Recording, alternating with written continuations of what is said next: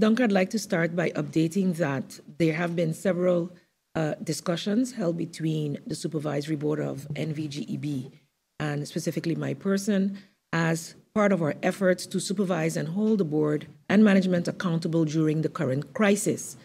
As shareholder rep, the government is doing its due diligence, and that needs to be assured to the public of St. Martin. Responses to our 2 letters have been received on Monday, as well as notifications of resignation from 2 members, which I noted has also made the press already. So these points were also taken along in our discussions in our Council of Ministers meeting, leading to decisions by the shareholder on the way forward. Of course, seeing the confidentiality of our council meetings and, of course, the sensitivity of the topic, I will not be going into any details here.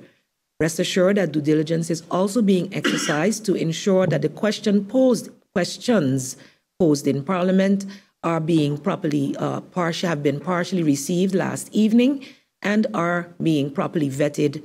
And a follow-up meeting with board and management will be held later today in order to prepare for the meeting, the public meeting of Parliament scheduled for Friday.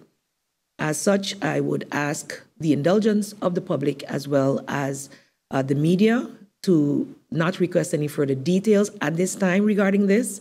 I will not be going into the details. Do understand that it is very sensitive information. Even some of the questions asked by Parliament are sensitive, and they are cognizant of the fact that those answers would not be able to be shared in a public setting.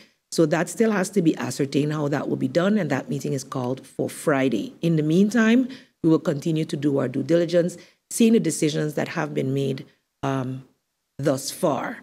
I continue to encourage the people of St. Martin, whether you have received your bill or not, to make a payment in order that you are not jeopardized. We have had several discussions, and the board knows our stance where that is concerned.